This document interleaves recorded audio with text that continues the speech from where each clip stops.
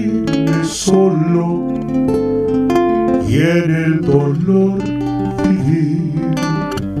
Si Cristo es mi consuelo, mi amigo siempre fiel, si aún las aves tienen seguro asilo en él, si aún las aves tienen seguro asilo en él. Feliz cantando alegre, yo vivo siempre aquí. Si él cuida de las aves, cuidará también de mí.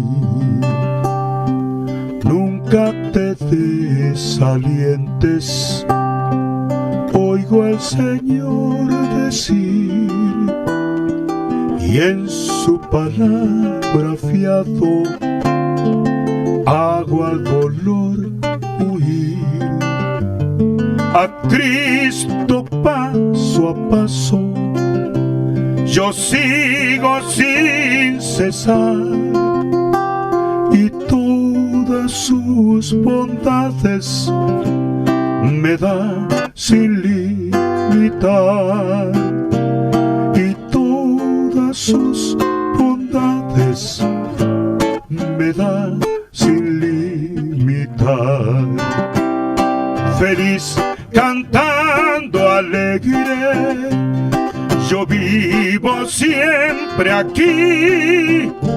Si él cuida de las aves, cuidará también de mí.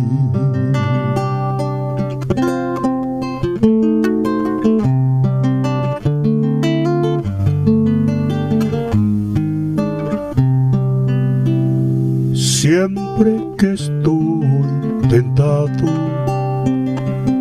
o que en la sombra estoy, más cerca del camino y protegido voy. Si en mí la fe desmaya y caigo en la ansiedad, tan solo él me levanta, me da seguridad. Tan solo él me levanta, me da seguridad. Feliz cantando alegre, yo vivo siempre aquí. Si él cuida de las aves, cuidará también de mí. Si él cuida de las aves, cuidará también de mí.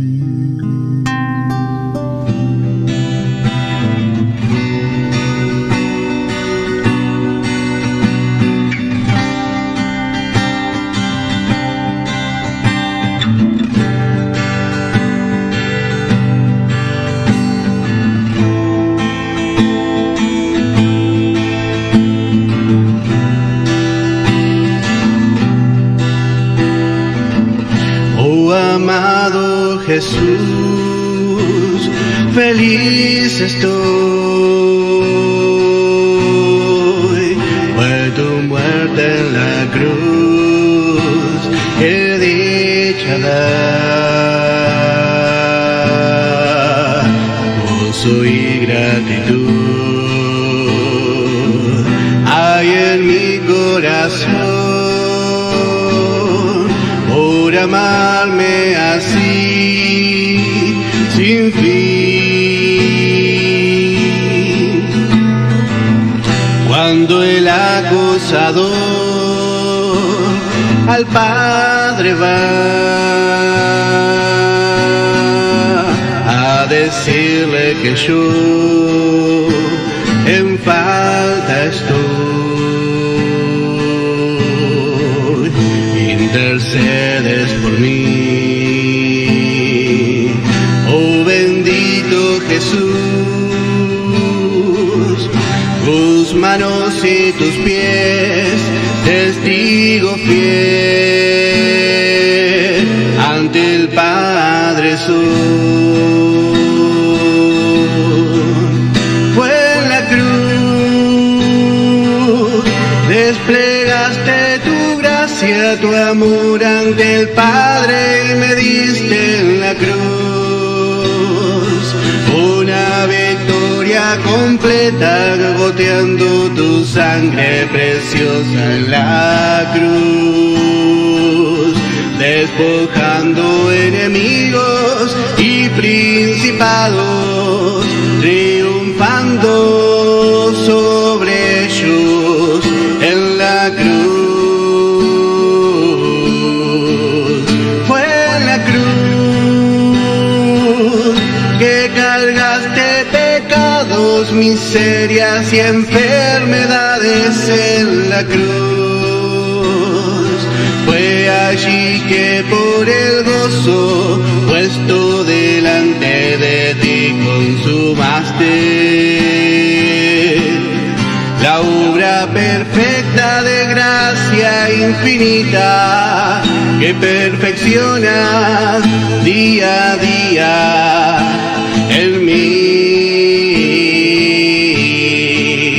Fue en la cruz,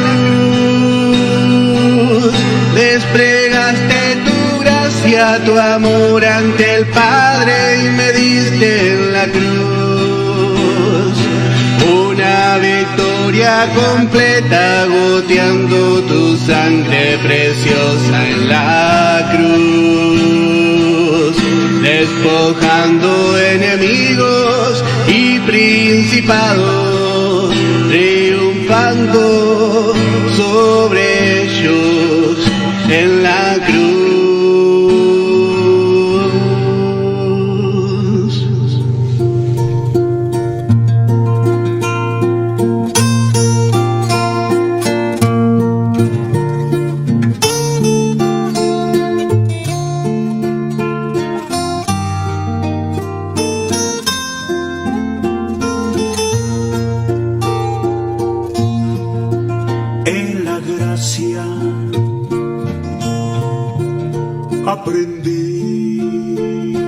Que el Señor les bendiga, hermanos. En el nombre de nuestro Señor Jesucristo damos comienzo a nuestro programa. Vamos a escuchar una alabanza y luego vamos a compartir una porción de la Escritura. Crecerá en mi interior si descanso solo en Él, porque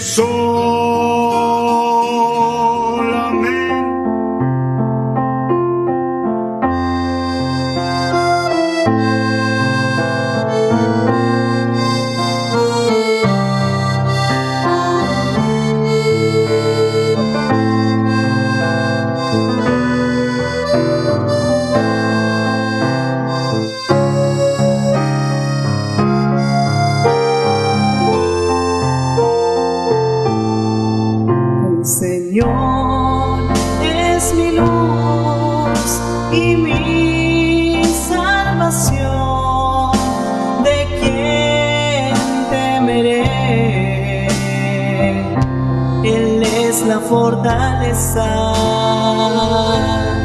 de mi vida, roca de salvación,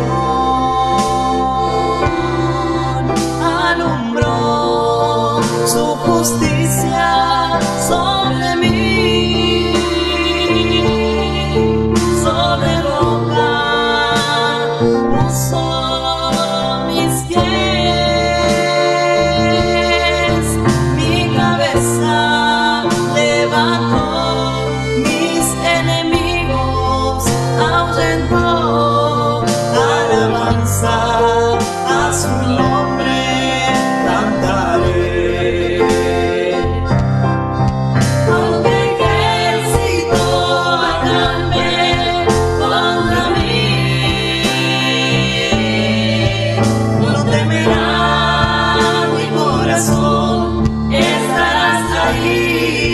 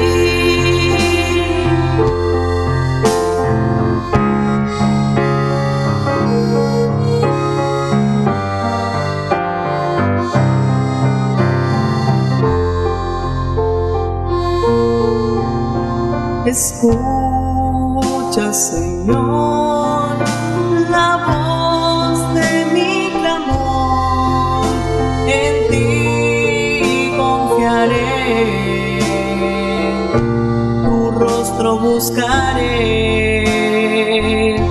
me ayuda ha sido, Dios de mi salvación,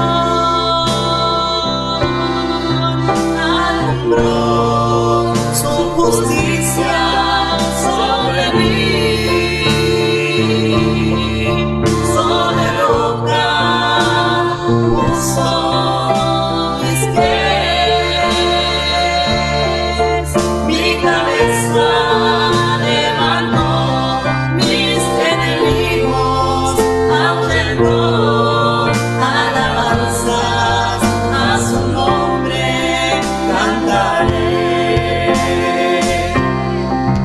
Aunque el ejército acampe contra mí, no temerá mi corazón, estarás ahí. Aunque guerra se levante, aunque todos me rodearen, confiaré en ti, sí, confiaré en ti, estaré confiado en ti. Aunque el ejército acampe contra mí, no temerá mi corazón, estarás ahí. Aunque guerra se levante, aunque todos me rodearen, confiaré en ti, sí, confiaré en ti, estaré confiado en ti.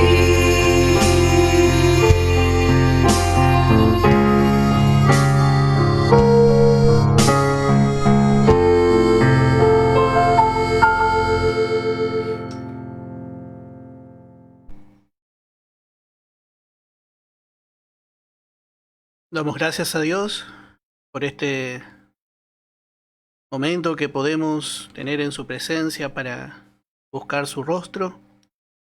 Vamos a continuar con nuestro estudio de Isaías. Estamos en el capítulo 40. Estamos viendo la segunda división más importante de esta profecía. Isaías tiene muchas divisiones y nosotros habíamos visto que tiene dos divisiones principales, pero muchas subdivisiones, mejor dicho, tiene esta profecía. Y como estamos aprendiendo, esta es una nueva división. Y vamos a continuar leyendo en el nombre de nuestro Señor Jesucristo. Dice en el verso 2, hablad al corazón de Jerusalén, decidle a voces que su tiempo es ya cumplido, que su pecado es perdonado, que doble ha recibido de la mano de Jehová por todos sus pecados. Bueno, así que vemos que el Señor ha dado el recibo. Habíamos visto que este doble es un recibo. Es un recibo por el pago cancelado de toda la deuda que nosotros teníamos. Y también refiriéndose a Israel. Israel va a cancelar su deuda con Dios. Como sabemos, su rechazamiento trajo sobre ellos maldición, sobre la sangre de ellos y sobre la sangre de sus hijos. Pero vemos que el pacto de la gracia fue ratificado. Por eso dice también, como habíamos visto, consumado es. La palabra consumado es nos habla de un pacto que fue hecho. Habíamos visto que la palabra es en griego tetelestai y nos habla de una transacción, nos habla de un contrato hecho.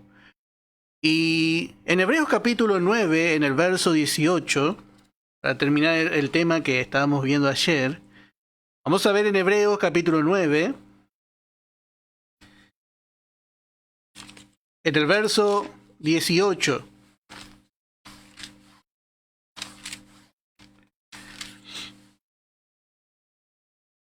Y dice, de donde ni aún el primer pacto fue instituido sin sangre.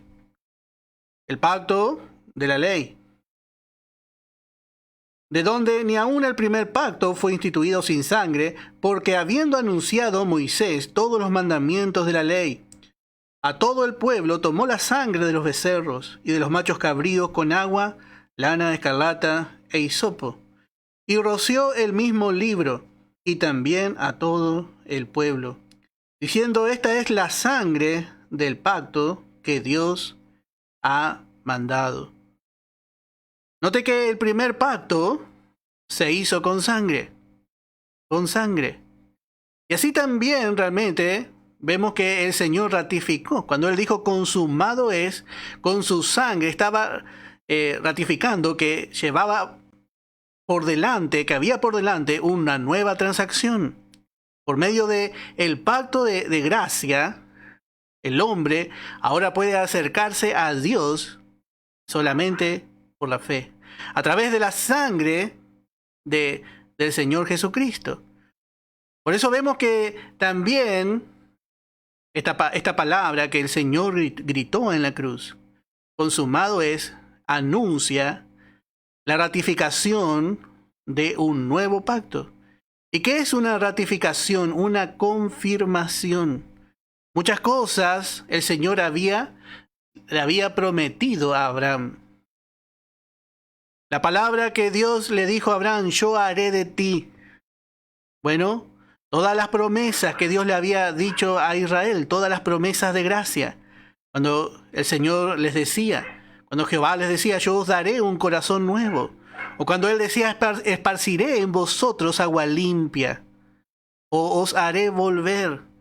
Bueno, todas esas promesas se cumplen aquí. El pacto de gracia, que fue dado primeramente, realmente al hombre a través de las promesas de un Salvador, que luego fue dado a Abraham a través de la promesa totalmente de gracia, se termina de ratificar y se termina de consumar en la cruz. El pacto de gracia se consumó en la cruz. Y también, como vemos, igual que la ley, tenía que ser con sangre. Todo pacto se ratificaba con sangre. Por eso podemos leer, al menos vamos a ver si podemos leer aunque sea un versículo, en 1 Corintios, capítulo 11, podemos leer en el verso 25. Y dice, asimismo, tomó también la copa después de haber cenado, diciendo, esta copa es el nuevo pacto en mi sangre. Haced esto todas las veces que la bebiereis, en memoria de mí. Acá vemos el pacto hecho a través de la sangre de nuestro Señor Jesucristo. Y este pacto no fue como el pacto de la ley que bueno, tuvo un final. La ley en su pacto terminó el pacto de la ley. El pacto que había hecho Dios con el pueblo de Israel. La ley fue dada a Israel. Pero en cambio este pacto, vamos a ver en Hebreos capítulo 13, en el verso 20. Es muy hermosa la palabra. Dice, y el Dios de paz, que resucitó de los muertos a nuestro Señor Jesucristo, el gran pastor de las ovejas, y dice, por la sangre del pacto eterno. Note que este pacto ratificado, este pacto de gracia, nunca tendrá fin.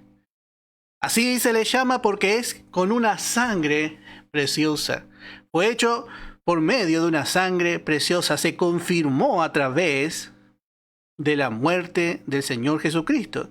Y su sangre salpicó este testamento, este pacto. Y esto es realmente lo que le da validez a todas las promesas de Dios. Tan importante es la sangre del Señor Jesucristo. Tan grande es el alcance que tiene esta sangre. Porque todo lo que alcanzamos, todas las promesas graciables, todas las promesas de gracia, hermano, fueron selladas con esta sangre. Al diablo no le gusta que usted conozca el alcance de la sangre de nuestro Señor. Pero, hermano, nosotros necesitamos aprender. Este pacto fue ratificado con sangre. Y cuando el Señor dijo consumado es, no fue un simple consumado es. El Señor estaba ratificando, estaba dando el recibo de todo lo que Él había alcanzado. Estaba dándonos, estaba ofreciéndonos, estaba alcanzando al hombre todas las promesas de gracia. Estaba sellando un pacto a favor del hombre. Acuérdese que este es un pacto incondicional, donde Dios se compromete y donde ya Dios no solamente estaba comprometido, sino que donde Dios ya ha hecho todo por el hombre. Dios dio a su Hijo, Dios dio su Hijo unigénito, y Dios por medio de la obra de la cruz, bueno, ya había terminado la obra. Había terminado la obra. Solo restaba la resurrección. Pero la resurrección ya era segura, porque Él fue obediente y el Espíritu le justificó. En cierta forma, confirmando que Él fue justo, resucitándole de entre los muertos. Por eso, hermano, tenemos que ver realmente el consumado es. Y cuando dice aquí la palabra, cuando dice, acá yo le doy el recibo, dice. Ya ha recibido el recibo. Hubo un benefactor. Hubo alguien que se apiadó para pagar la deuda que usted exhibió. Y así es lo que ha hecho nuestro Señor con nosotros. Y ahora, ¿qué es lo que resta? ¿Qué es lo que resta? Bueno, dice ahora en el verso 3, voz que clama en el desierto. Ahora hay que anunciar. Hay que anunciar. Y realmente esto vamos a ver que tiene un cumplimiento especialmente con el ministerio de Juan el Bautista. Pero también esta voz que clama en el desierto hace recordar la guía que Israel tuvo en el desierto para ingresar en Canaán, para ingresar en su posesión en el lugar de bendición. Así, hermano, hoy nosotros escuchamos esa voz. El desierto, como sabemos, nos habla del mundo. Un desierto espiritual para el Hijo de Dios, para nosotros que estamos caminando, peregrinando. Vamos rumbo a Canaán. Y nosotros hemos escuchado esta voz. Y somos también llevados a proclamar a viva voz este acontecimiento que hemos recibido gratuitamente todo lo que el Señor ganó, el perdón de pecados. El hombre ha recibido el perdón de pecados, pero también ha recibido una herencia eterna que el Señor ganó en la cruz. Es grande la provisión de la cruz. Por eso es muy hermoso realmente poder entender este pasaje. Y dice, voz que clama en el desierto, preparad camino a Jehová y enderezad calzada en la soledad a nuestro Dios. Bueno, acá vemos, como hemos dicho, a uno que clama en el desierto. Y el desierto, como sabemos, es un lugar de soledad, es un lugar árido, un lugar seco. Y esto nos muestra también cuál era la condición de la nación de Israel cuando se manifestó el ministerio de Juan el Bautista. En Malaquías capítulo 4 dice en el versículo 5, vamos a leer.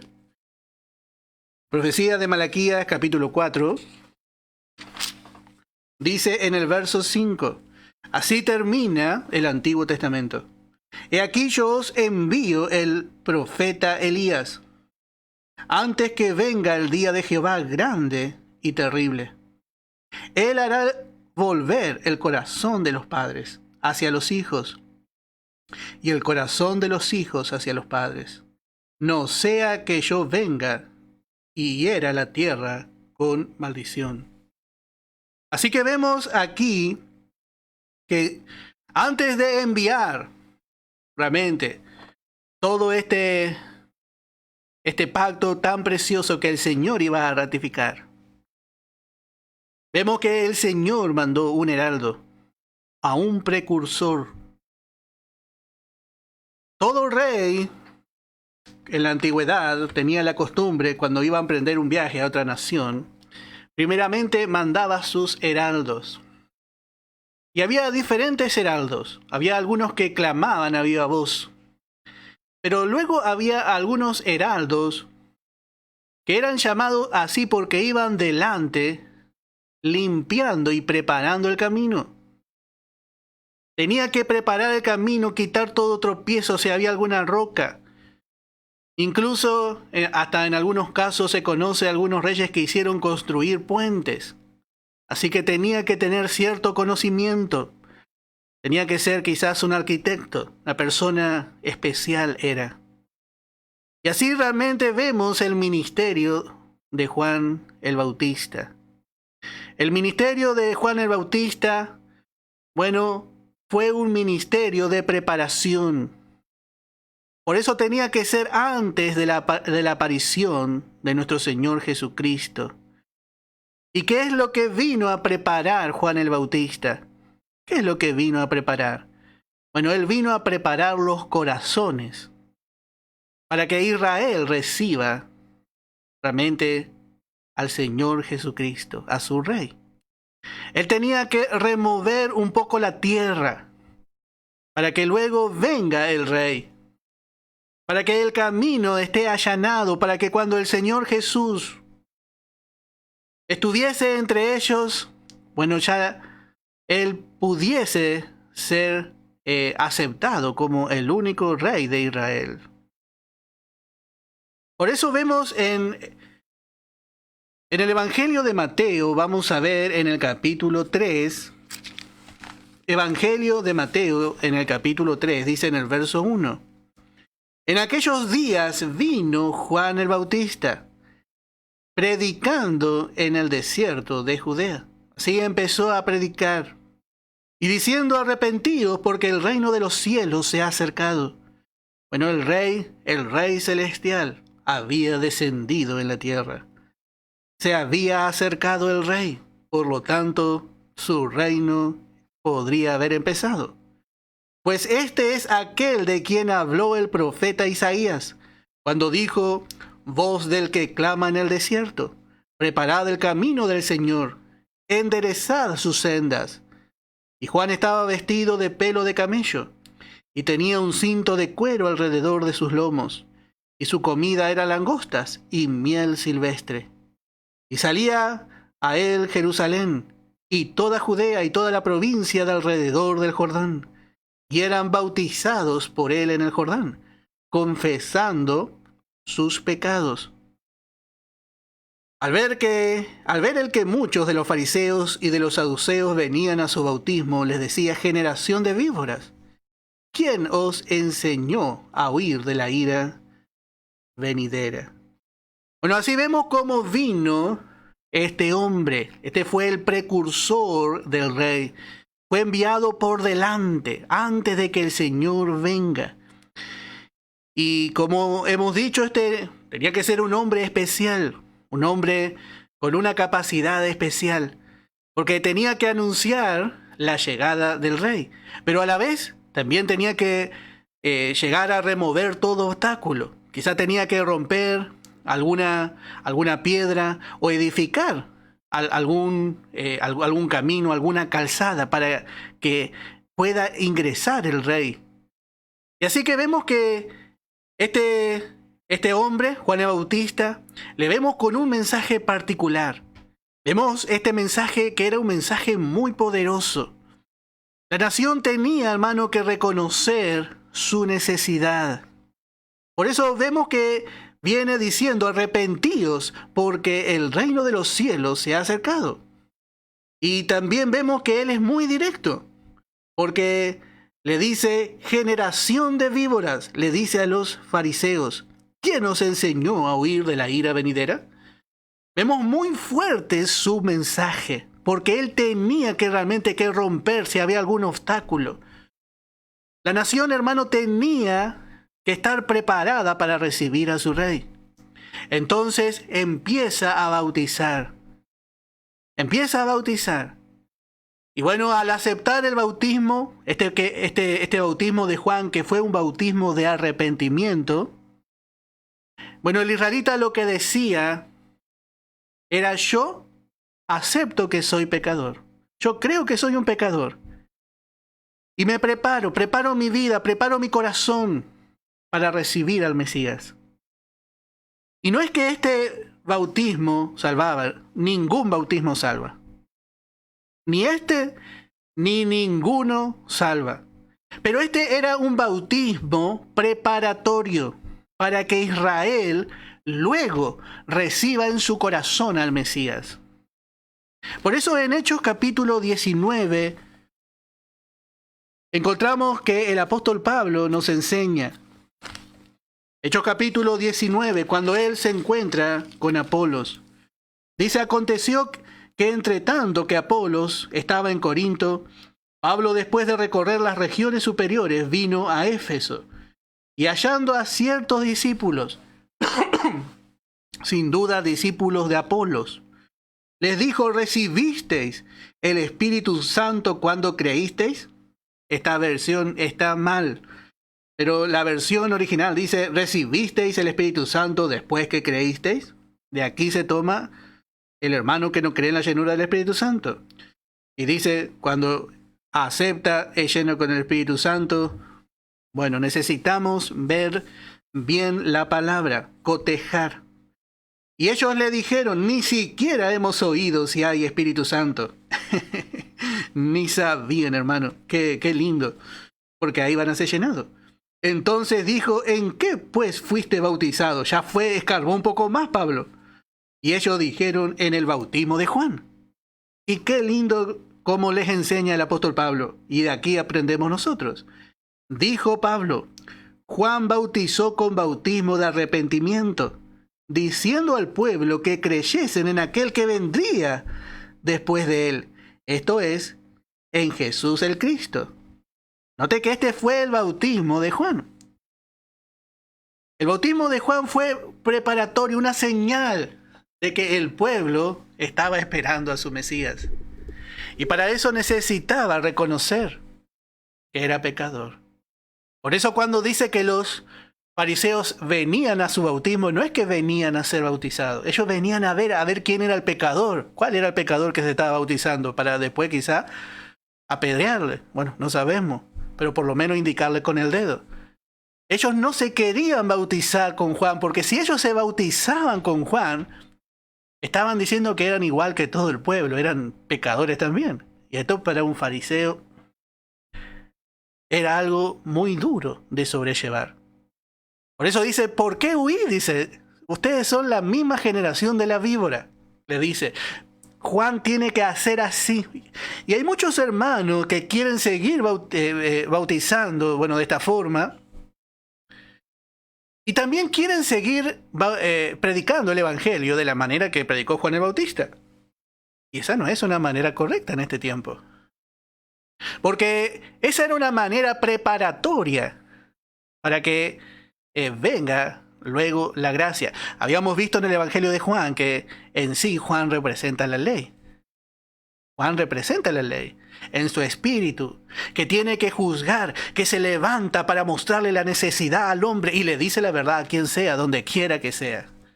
No tiene problema la ley no distingue, porque la ley es ley.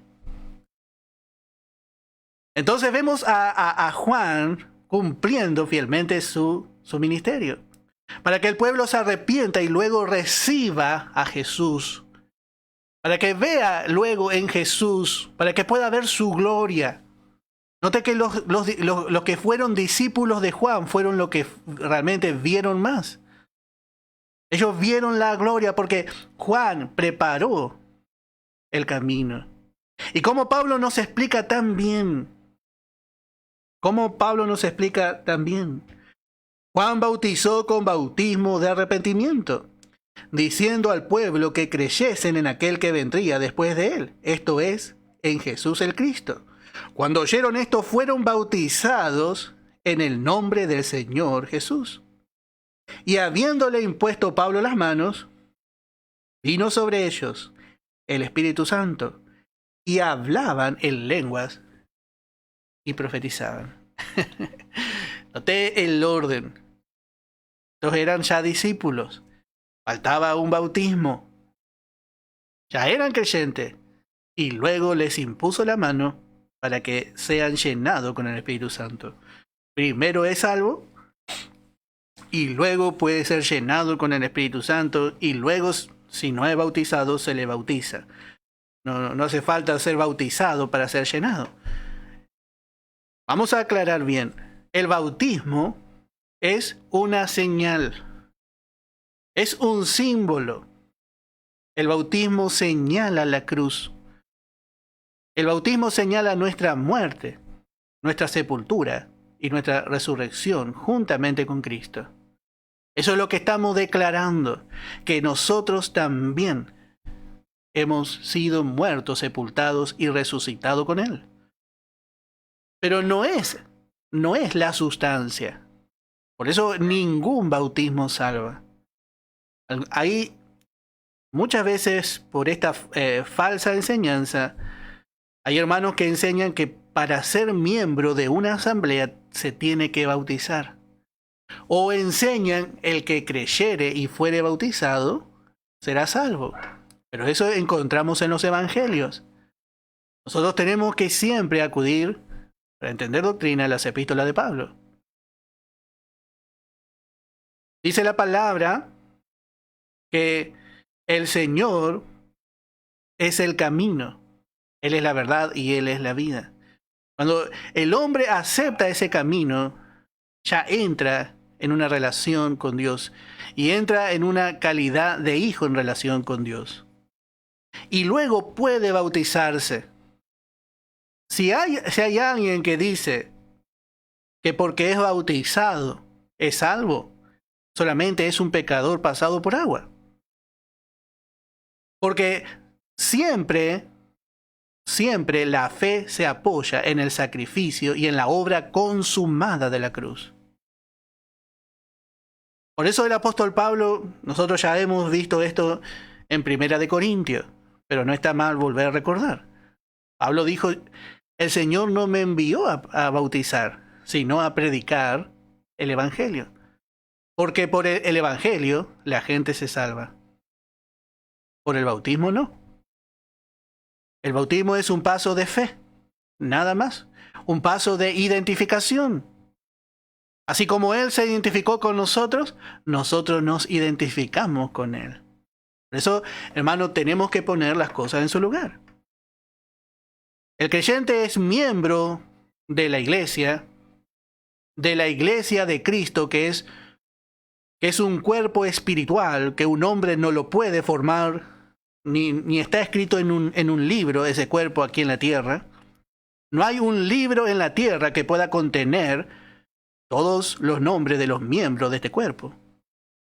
Así que si usted está en un libro, bueno, es mejor estar en el libro de la vida del Cordero. Cuando éramos niños cantábamos un coro que decía, con letras de oro escrito está. Y hermano, nosotros estamos inscritos, en el libro de la vida del Cordero que está en los cielos, guardado.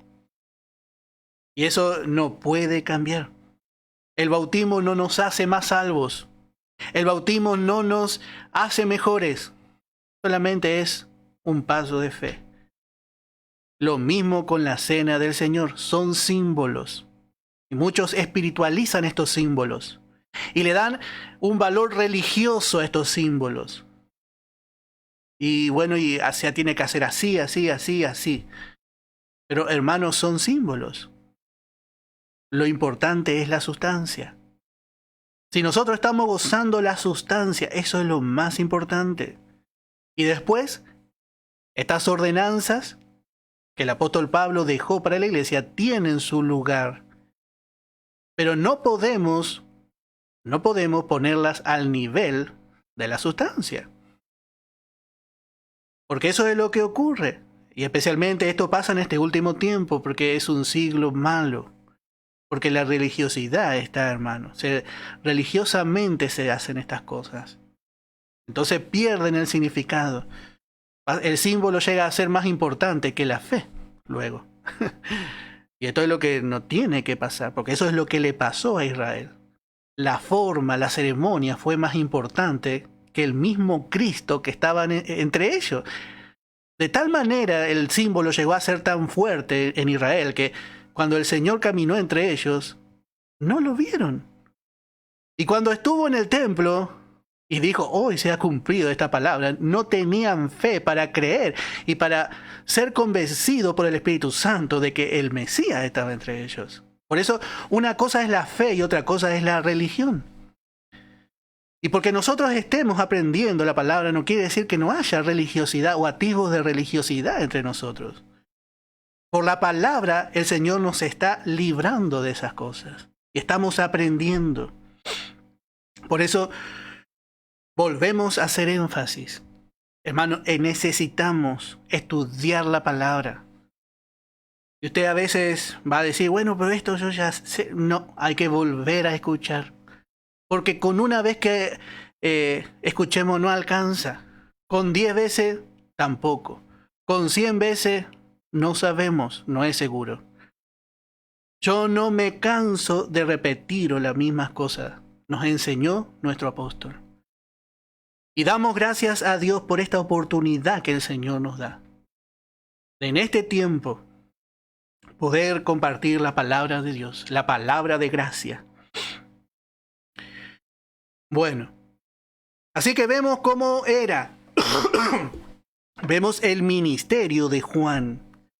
Juan tenía que despertar a la nación con esto, con todas estas palabras, con el bautismo. Él era el precursor. Por eso el trabajo de Juan era muy importante. Era muy importante.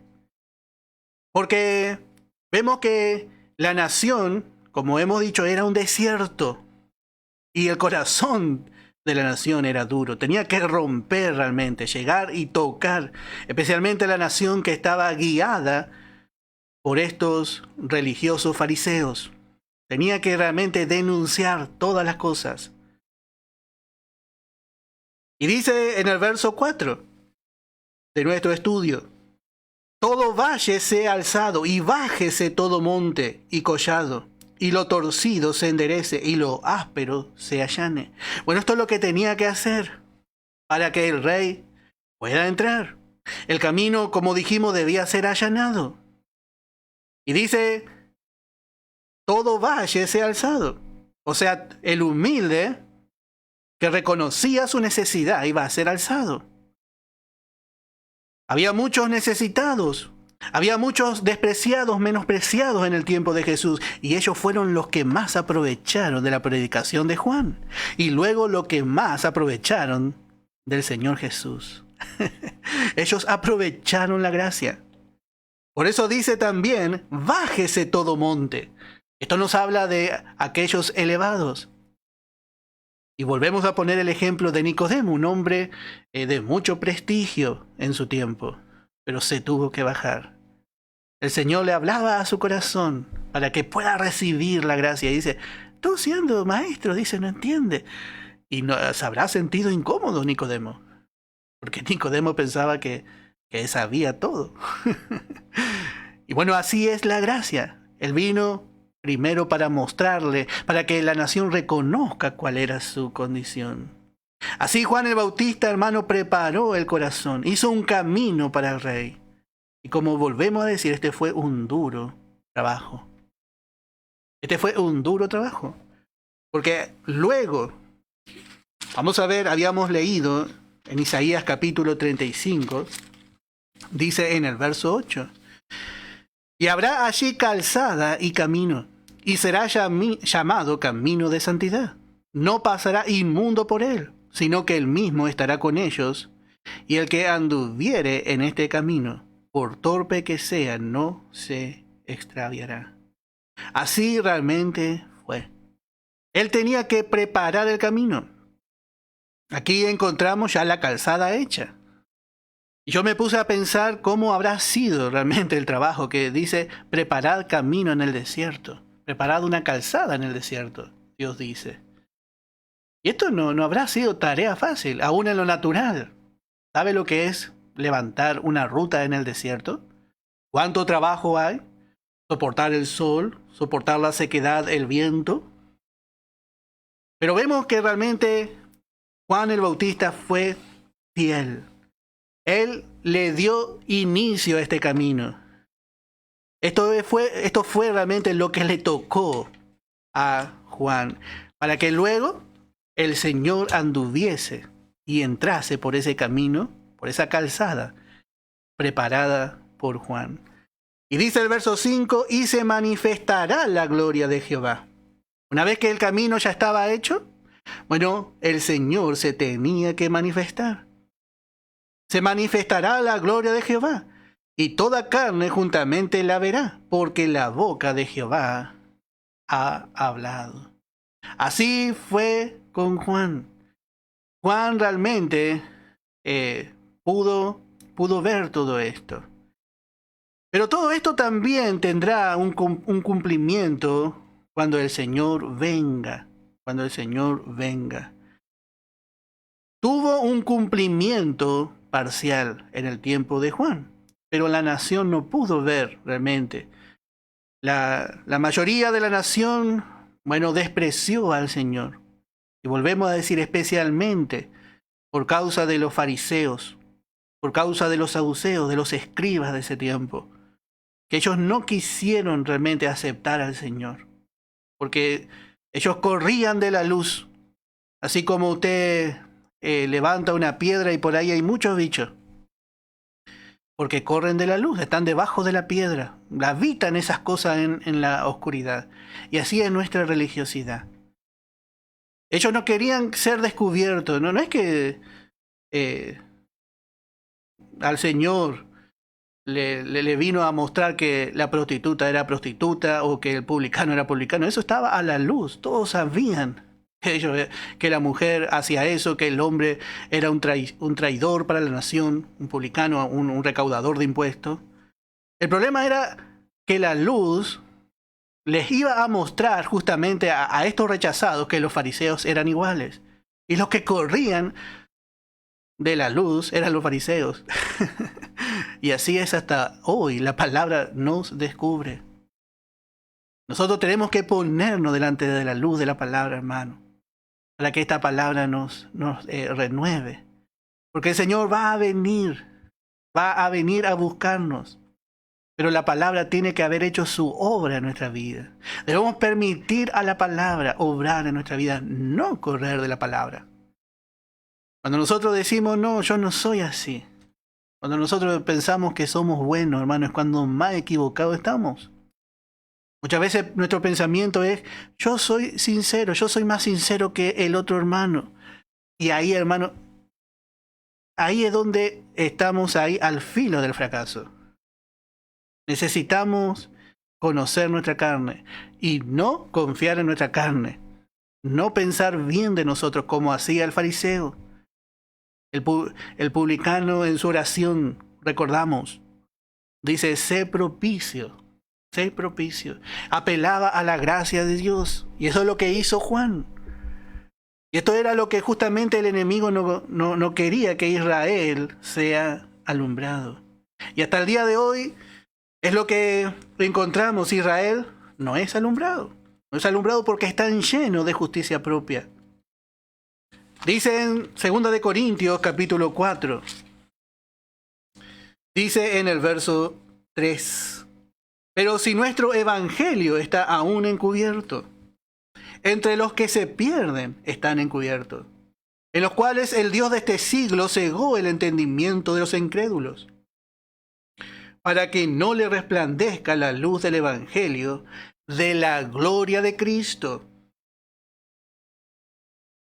Note que una vez que el camino estaba allanado, en el verso 5 hemos leído, y se manifestará la gloria de Jehová.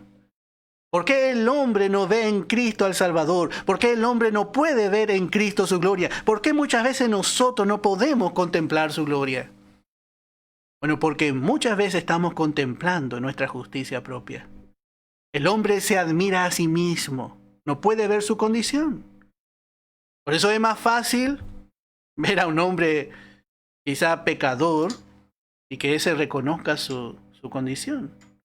Por eso todo monte tenía que ser, hacer que descienda el monte, y todo valle tenía que ser alzado.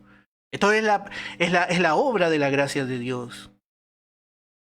Y allí cuando todo valle, el alto desciende, bueno, allí también él puede ver esa gloria. Porque Dios, dice el verso 6, que mandó que de las tinieblas resplandeciese la luz. Es el que resplandeció en nuestros corazones para iluminación del conocimiento de la gloria de Dios. El hombre necesita que este conocimiento, necesita tener un conocimiento de la gloria de Dios, que este conocimiento entre en su interior. Y este conocimiento está en la faz de Jesucristo. Pero esto es lo que Israel no pudo hacer, porque la mayoría de Israel no tuvo un corazón preparado. Fue más fácil para los discípulos de Juan seguir a Jesús. Y de por sí el Señor tomó muchos de los discípulos de Juan e hizo de ellos sus discípulos. Porque Juan no vino a ser discípulo de sí mismo.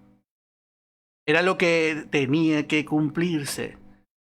Y así también, como hemos dicho, esto va a tener un cumplimiento pleno, total, en la revelación gloriosa del Señor.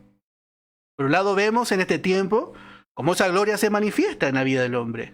Cómo esa gloria también no solamente se manifiesta, hermanos, sino que esa gloria nos transforma de gloria en gloria. Eso también tenemos que ver. Está la gloria. El apóstol Pedro dijo que nos trajo a su luz admirable. Una luz potente, una luz que produce admiración. Al contemplar esa luz, hermano, solamente ¿qué podemos decir? Podemos ver solamente que realmente somos lo que somos por la gracia del Señor.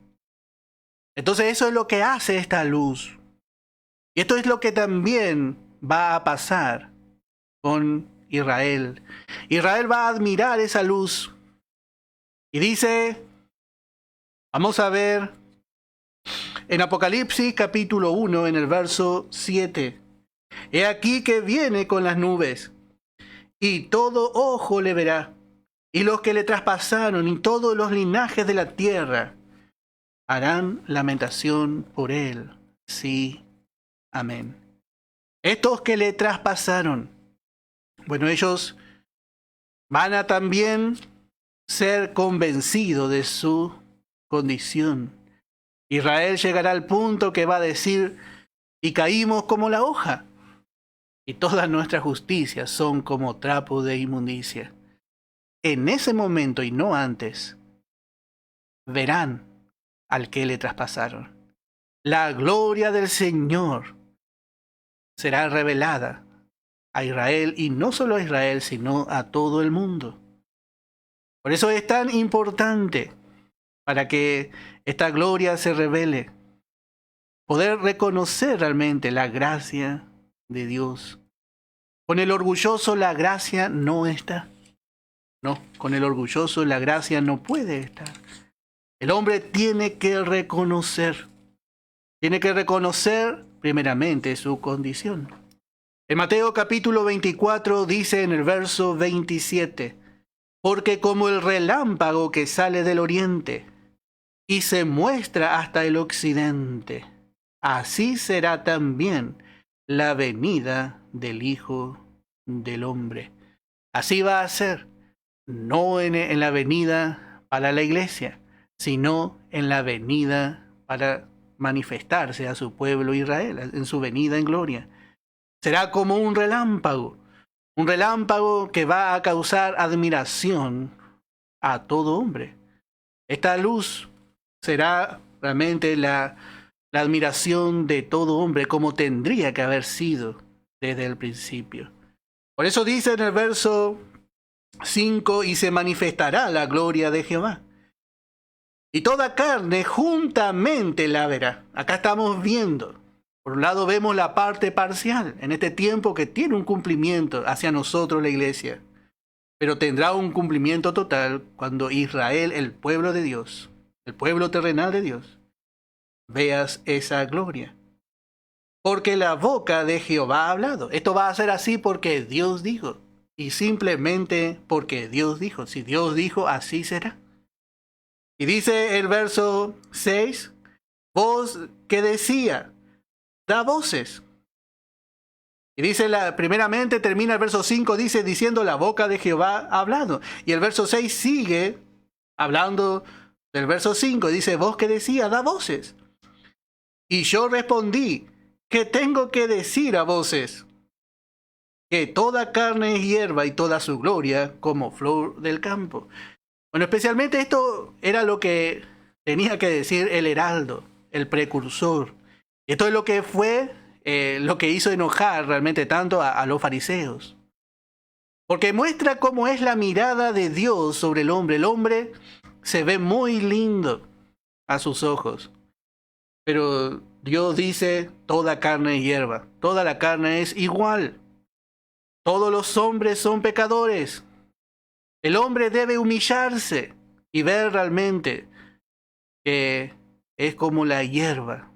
Esto también nos indica, hermano, la fragilidad. El hombre es falible. Y para eso encontramos, dice el verso 7 de nuestro estudio, la hierba se seca y la flor se marchita, porque el viento de Jehová sopló en ella, ciertamente como hierba es el pueblo. Aquí encontramos el viento de Jehová. El viento de Jehová es el que sopla en el hombre para mostrarle su condición. Y acá vemos el poder del Espíritu Santo. Dios envió el Espíritu Santo para que el hombre pueda ver su condición. Y como hemos estudiado, que bien que ha enseñado nuestra hermana, cómo al hombre religioso le cuesta más ver su condición. Al hombre religioso, al hombre moral, le cuesta ver. Pero Dios en su fidelidad ha mandado el Espíritu Santo. Dios ha enviado el Espíritu Santo. Pero yo os digo la verdad, os conviene que yo me vaya. Porque si no me fuera, el Consolador no vendría a vosotros. Mas si me fuere, os lo enviaré. Y cuando Él venga, convencerá al mundo de pecado, de justicia y de juicio. Así vemos en este tiempo al viento, al Espíritu Santo, así como el Señor le dijo a Nicodemo, el viento sopla y tú ni sabes ni te enterás lo que hace. Era totalmente ajeno al mundo espiritual Nicodemo. Necesitaba nacer para ver y para entrar en este mundo espiritual. Tenía que nacer de nuevo. Y así en este tiempo, nosotros sí sabemos que el Espíritu Santo está trabajando. En este momento el Espíritu Santo está trabajando en aquellos que están escuchando la palabra. Está trabajando en nosotros. Y también cuando nosotros predicamos el Evangelio. A veces pensamos que estamos solos, pero no estamos solos. El Espíritu Santo también está trabajando para que el hombre reconozca su necesidad y reciba a Jesús. Le convence al hombre de pecado. Le convence que es pecador, que es como una flor que se seca, que toda su gloria, que todo lo que alcanza no dura. Aún si quiere ser bueno, no va a ser bueno para siempre. En algún momento su vieja creación le va a llevar cautivo.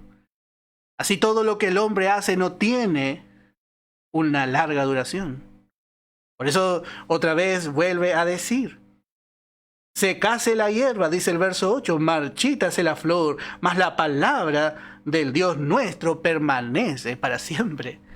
Acá vemos la obra de la palabra de Dios. El hombre necesita recibir la palabra en su corazón, porque la palabra deja un resultado permanente en la vida del hombre. Solamente la palabra, primeramente actuando a través del poder del Espíritu Santo, puede en el hombre proveer la vida eterna, el nuevo nacimiento. Y luego sigue el Espíritu Santo por medio de esa palabra. Sigue transformando al hombre redimido, a la misma imagen del Señor, hasta que llegue a tener el mismo nivel de fe. Y esto nosotros vamos aprendiendo por la sana doctrina, hermano. Únicamente por la sana doctrina. La mayoría cree que ya es salvo, bueno, ya está, ya terminó. No, recién empieza la obra ahí. La obra recién empieza, porque el Espíritu Santo tiene que empezar a enriquecernos. Empieza a transformarnos al gusto del Señor, para presentarnos un día a Él.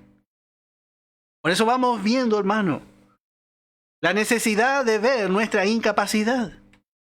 Seguimos viendo nuestra incapacidad. Seguimos viendo la gracia de Dios actuar en nuestra vida, desde el principio hasta el fin. En Santiago capítulo 1, podemos ver en el versículo 10. Pero el que es rico, podemos leer desde el verso 9.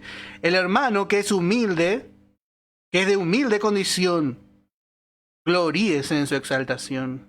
Ya está hablando de un hermano. Pero el que es rico en su humillación, porque él pasará como la flor de la hierba. La riqueza va a pasar como la flor de la hierba. Mejor gloríese en realmente su humillación. Gloríese en el Señor. Porque cuando sale el sol con calor abrasador, la hierba se seca, su flor se cae y perece su hermosa apariencia. Así también se marchitará el rico en todas sus empresas. Cuando el Señor vino a este mundo, cuando el ángel le habló a María y dijo que iba a ser el vaso escogido para traer a este mundo al Salvador, nos llama mucho la atención su oración. Vamos a ver en el Evangelio de Lucas, capítulo 1, en el verso 52, y con esto vamos a ir terminando. Evangelio de Lucas, capítulo 1, en el verso 52.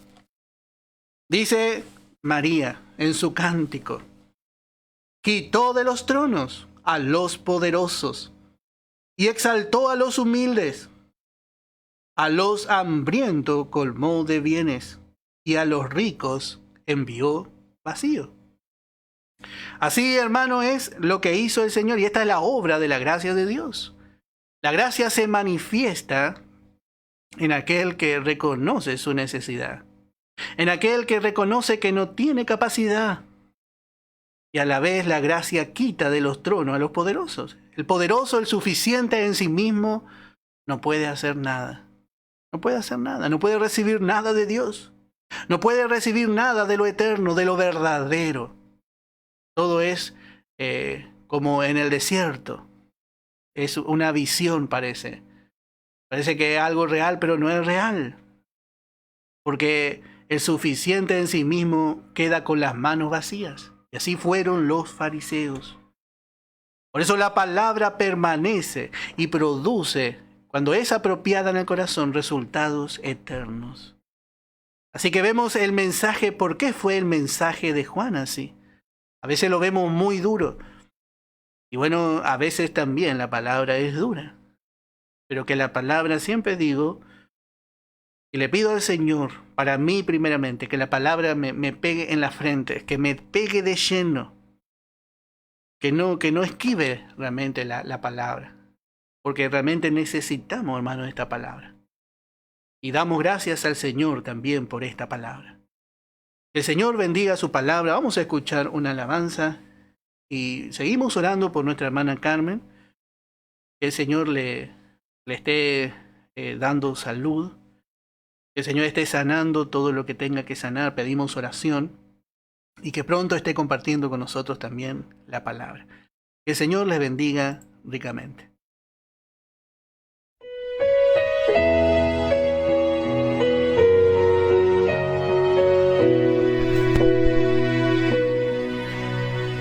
Hasta el Ebro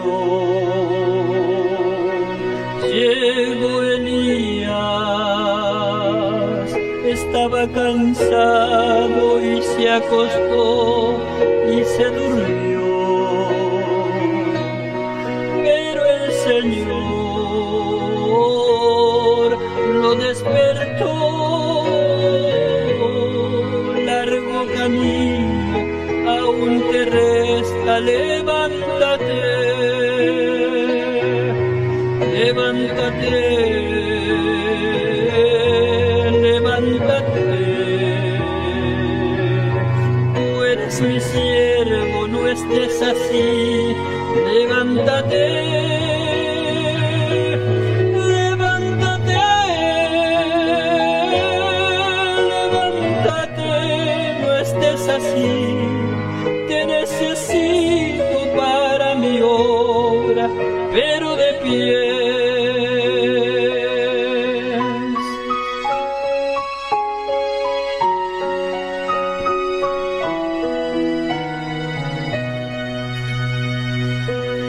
Si en el Ebro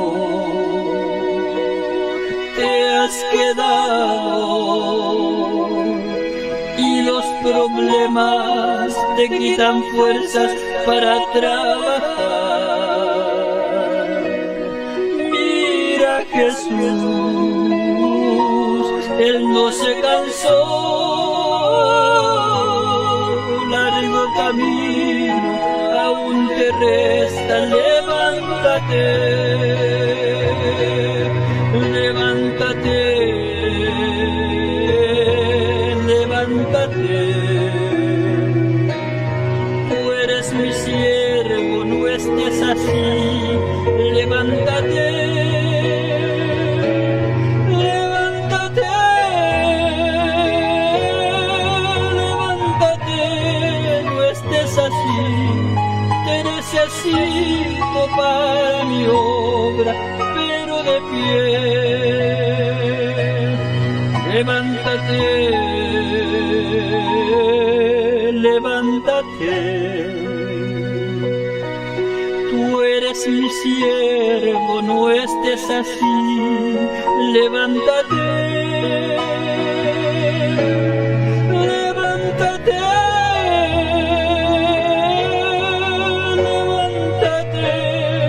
No estés así, te necesito para mi obra, pero de pie.